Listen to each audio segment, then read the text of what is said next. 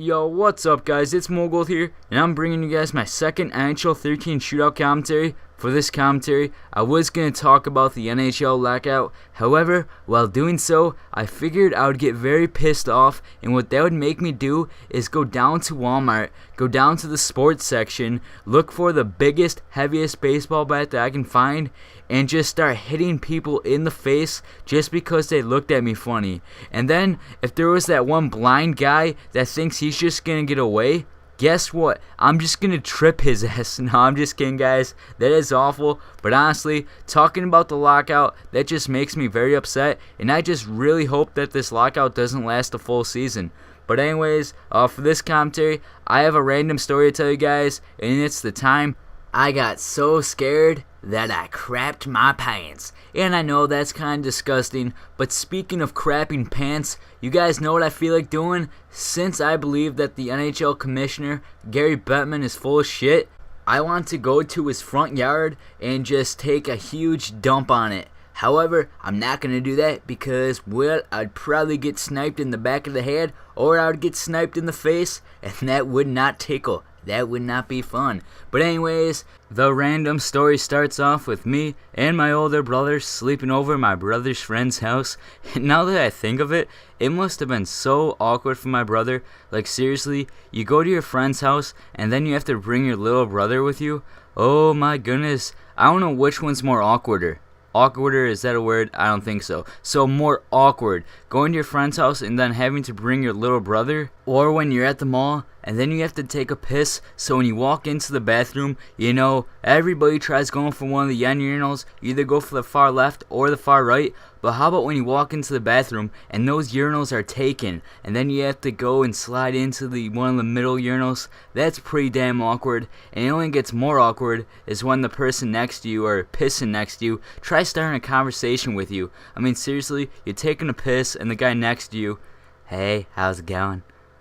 That's just fucked up, and you run out of that bathroom, alright? Both things are pretty awkward. I'm not gonna lie. I think going to your friend's house, bringing your little brother, is a little bit more awkward because you can't talk about the things you would want to with one of your good friends. You know, such as girls, sex, drugs, whatever your conversations have to deal with. Okay, anyways, moving on. So we were at my brother's friend's house, and you know, we were just messing around, we were just wrestling each other. That sounded kind of gay, but in a way it didn't, because I don't think there's anything gay about three guys throwing each other on a bed.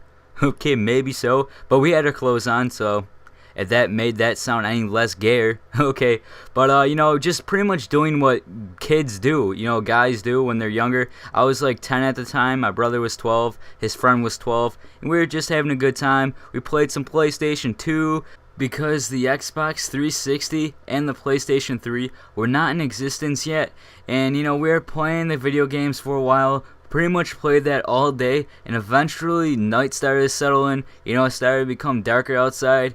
And for some reason, my brother and my brother's friend decided that they were going to walk to the railroad tracks, which by the way, the railroad tracks were across the street from where the kid lived.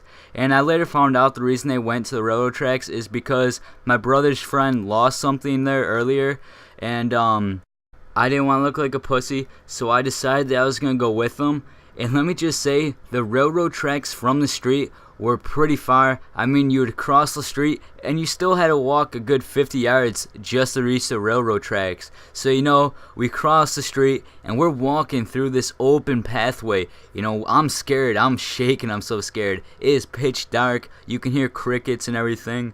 And, well, you know, eventually we end up getting to the railroad tracks. And my brother's friend pulls out a flashlight and then he starts looking for the thing he lost, which to this day I have no idea what we were looking for. But you know, he's shining the flashlight on the ground, he's shining it on the tracks, and eventually he takes the flashlight and he kind of slowly moves it up the track. We could see this guy walking towards us. We couldn't tell what color shirt he was wearing because it was still pretty dark and he was a pretty good distance away, but to be honest with you, it didn't look like this guy was wearing clothes at all because we couldn't see any outline of clothing. We just seen this human figure and he was walking towards us, and that's all I needed to see was some naked guy walking down the railroad tracks in pitch black towards me. After I seen that, we all just ran. We ran our asses off. We ran that 50-yard field in like 2 seconds, but while doing so, we heard some guy laugh and say, "I still see you," in some creepy ass gay voice.